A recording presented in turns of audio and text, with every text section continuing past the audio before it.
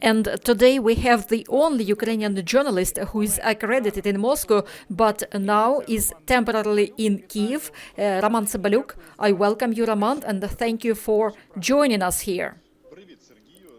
Hello, Sergey. I'm glad to see you, and thank you for having me here.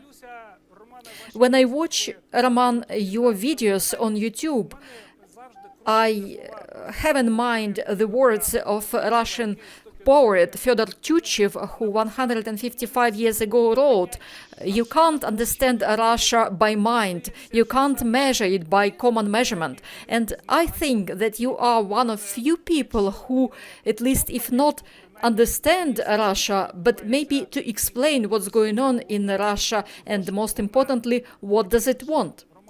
So, Roman, a month ago, Russian Federation accused you of extremism. Thanks God that you are now in Ukraine, and I'm very happy that you are in Kiev.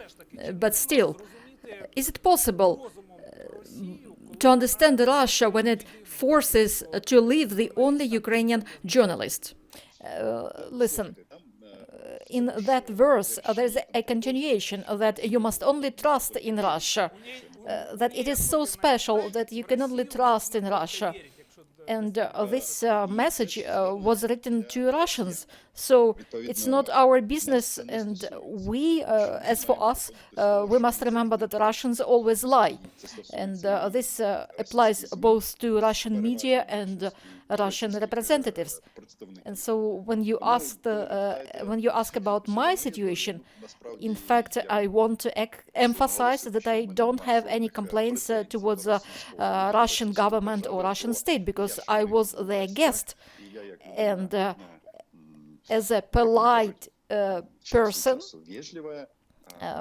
if the hosting country doesn't want to see you, then it's probably time to leave. But there is another side to it. When I'm at home now, as we are all now at home, and if Russia think that they can kick us out of our homes, then they are wrong with all the consequences.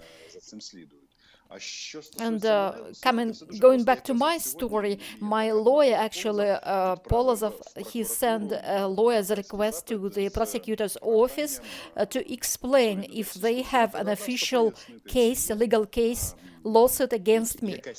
And if they don't, then we will look at the situation from a different angle, and maybe there will be conferences where I will ask questions to Putin or some other officials. Or maybe questions to Sergei Lavrov, who, by the way, mentioned your name at his last press conference when he said that the Russians' patience has come to an end.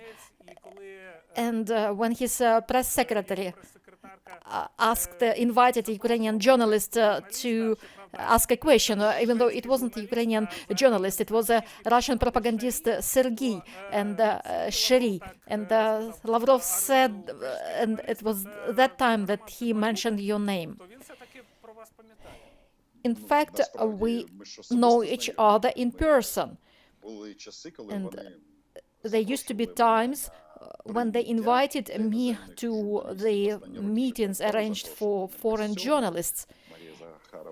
And we had face-to-face conversation with Sergei Lavrov. And he is an intellectual person, and he does not present himself as a person who threatens everybody. But you know, all this personal stuff aside, his words that we've got enough, and now this is time to act. They are saying this in relation to NATO expansion. And before Russians actually put this question in this way, nobody actually was talking about NATO expansion and Ukraine joining NATO. But what's important to remember, Sergei Lavrov is not just for 1 year has been head of Russian foreign department, and Vladimir Putin countless years is in power, and NATO expanded during Putin's time, and it is important. And if you understand this, then probably you should ask a question: why during Putin's time all the countries that used to be under the influence or occupation of Russia, why are they so hurry to hide under NATO umbrella? And it is actually a key question, because it is not without purpose that we rewrote our constitution, and it is not without a purpose that our previous and current president, every morning when they wake up, they tell themselves NATO, European Union, and values, and compliance with NATO standards, etc. Because Russians are very clear about threatening us, threatening our existence. And even the embassy of the US reacted to the words of the Russian journalist from Russia Today TV channel, who said directly that we are animals and we should be burned down at the Independence Square. And at the same time, the hatred is ignited by Roman Tsymbaliuk.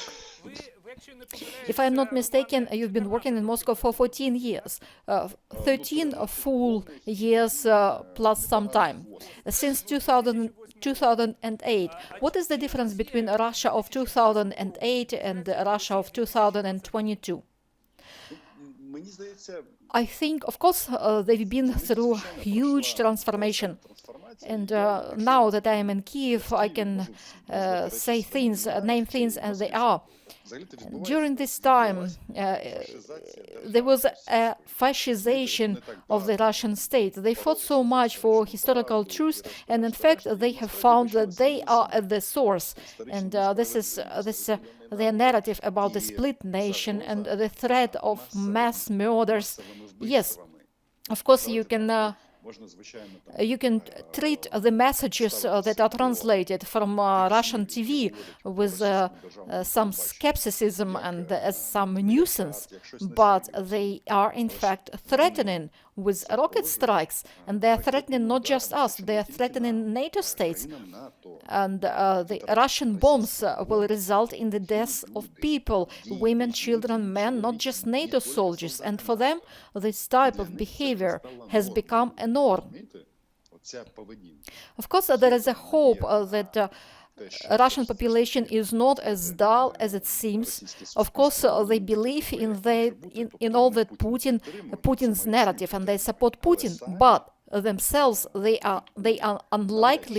will unlikely want to expose themselves to bullets, because they understand that people die at both sides, and we need to use this and to explain to them that you need to influence your Kremlin's grandpas.